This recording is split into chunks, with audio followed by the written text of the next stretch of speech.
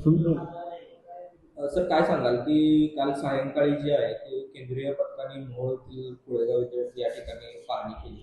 अंधारात काय पाहिलं अशा पद्धतीचे शेतकरी वर्गाकडून जे आहे ते प्रचंड टीका केली जाते, कसं पाहता येतं? नमस्कार, मी सदाशिव कुडदुने, उपविभागीय अधिकारी सोलापूर क्रमांक 1. माननीय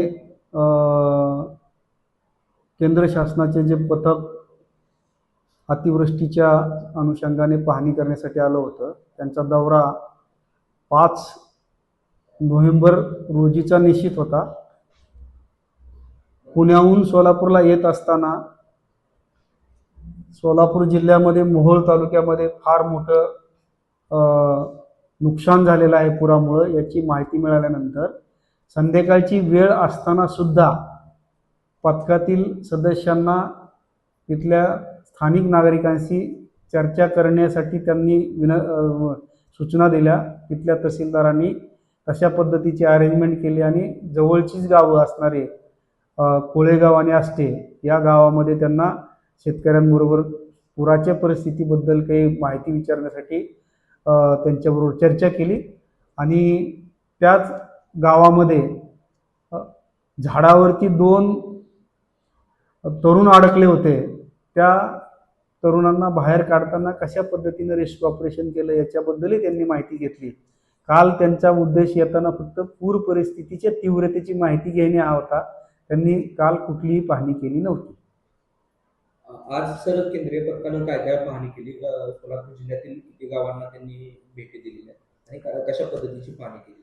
आज माननीय केंद्रीय पथकामध्ये Abhishek Kumarji, under secretary road transport, Karan Saranji, deputy director ministry of power, Satyendra Singhji, Jal Shakti मंत्रालयाचे डायरेक्टर, आणि Kandar Patelji, deputy secretary finance department आणि एक्सपेंडिचर, यांच्या टीमनं आणि त्यांच्यासोबत माननीय जिल्हाधिकारी कुमार आशीर्वाद सर, माननीय जिल्हा परिषदेचे मुख्य कार्यकारी अधिकारी आदरणीय जंगम सर, सर्व विभागाचे विभाग प्रमुख आणि त्या भागातले अधिकारी उपस्थित होते.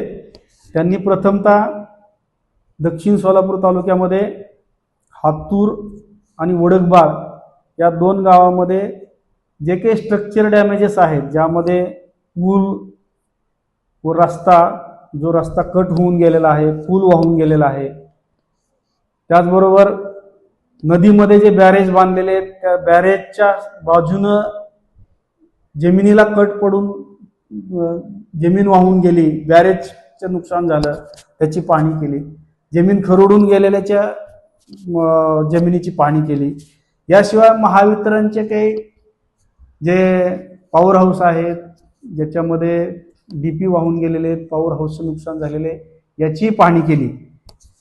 पुढे तिरे आणि शिवणी उत्तर सोलापूर तालुक्यामध्ये या 2 गावांना पथकाने भेट दिली.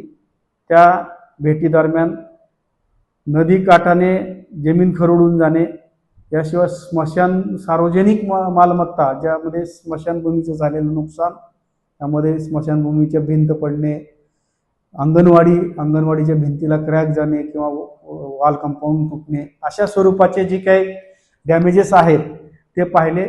शिवणी गावामध्ये त्यांनी घरपडझडीची प्रत्यक्ष पाहणी, शेतामध्ये ज्या घराला पुराने वेढा घातल्यामुळं घराची भिंत तुटली होती त्याची पाहणी केली.